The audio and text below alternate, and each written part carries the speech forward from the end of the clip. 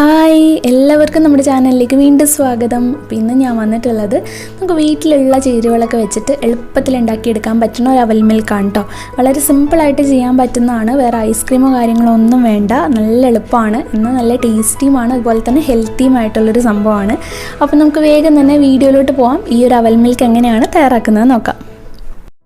അപ്പോൾ നമുക്ക് ഈ അവൽ മിൽക്ക് റെഡിയാക്കി എടുക്കാൻ വേണ്ടിയിട്ട് ഞാനിവിടെ മിക്സിയുടെ ജാർ എടുത്തിട്ടുണ്ട്. മിക്സിയിൽ വേണമെങ്കിൽ ചെയ്യാം, അല്ലാതെ ഉടച്ച് വേണമെങ്കിലും പഴം ചേർക്കാം കേട്ടോ.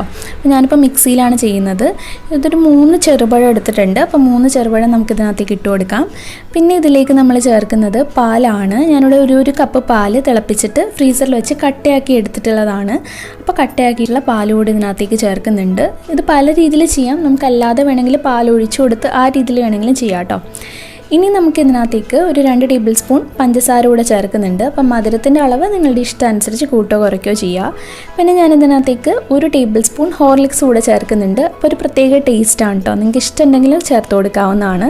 എന്നിട്ട് ഇതെല്ലാം കൂടെ ചെറുതായിട്ടൊന്ന് വിപ്പ് ചെയ്തെടുക്കുക. ഒരുപാട് അങ്ങ് അടിച്ചെടുക്കരുത്, കാരണം പഴമൊക്കെ ഒരുപാട് അങ്ങ് അടിഞ്ഞു പോവും. അപ്പോൾ ജസ്റ്റ് ഒന്ന് വിപ്പ് ചെയ്തെടുത്താൽ മതി. അപ്പോൾ പഴമൊക്കെ ഇതുപോലെ അതിനകത്ത് കിടക്കണം. ആ ഒരു രീതിയിലാണ് ഞാനിവിടെ അടിച്ചെടുത്തിട്ടുള്ളത്.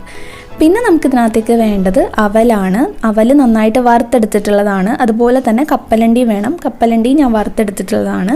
അപ്പോൾ രണ്ടും വറുത്തെടുത്തിട്ടുണ്ട്. ഇനി നമുക്ക് ഇത് ഗ്ലാസ്സിൽ സെറ്റ് ചെയ്തെടുക്കാം. അപ്പോൾ ഇത്രയും കുറച്ച് സാധനങ്ങളൊക്കെ മതി നമുക്കിത് റെഡിയാക്കി എടുക്കാൻ വേണ്ടിയിട്ട്. അപ്പോൾ ഗ്ലാസ്സിലേക്ക് ആദ്യം തന്നെ നമുക്ക് ഈ പാലിൻ്റെയും പഴത്തിൻ്റെയും മിക്സ് ഒഴിച്ചു കൊടുക്കുക. അപ്പോൾ ഒരു 1/4 ഭാഗത്തോളം ആ ഒരു മിക്സ് ഒഴിച്ചു കൊടുത്തിട്ടുണ്ട്. അതിൻ്റെ മുകളിലേക്കായിട്ട് നമുക്ക് വറുത്ത് വെച്ചിട്ടുള്ള അവലിട്ട് കൊടുക്കുക. അപ്പോൾ എത്ര അവൽ വേണോ അതൊക്കെ നിങ്ങളുടെ ഇഷ്ടം അനുസരിച്ച് ഇട്ട് കൊടുക്കാവുന്നതാണ് കേട്ടോ.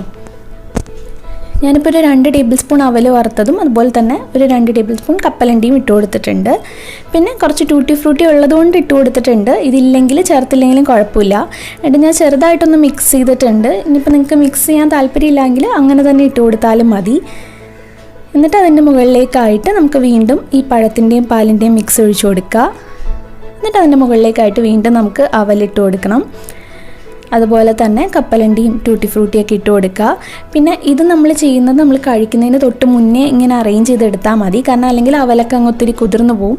അപ്പോൾ ഇതിങ്ങനെ സെറ്റ് ചെയ്തിട്ട് നമ്മൾ അപ്പം തന്നെ കഴിക്കുമ്പോഴാണ് നല്ല ടേസ്റ്റ്. ഇനി അതിൻ്റെ മുകളിലേക്കായിട്ട് നമുക്ക് കുറച്ചുകൂടെ ഈ ഒരു മിക്സ് ഒഴിച്ച് കൊടുക്കാം.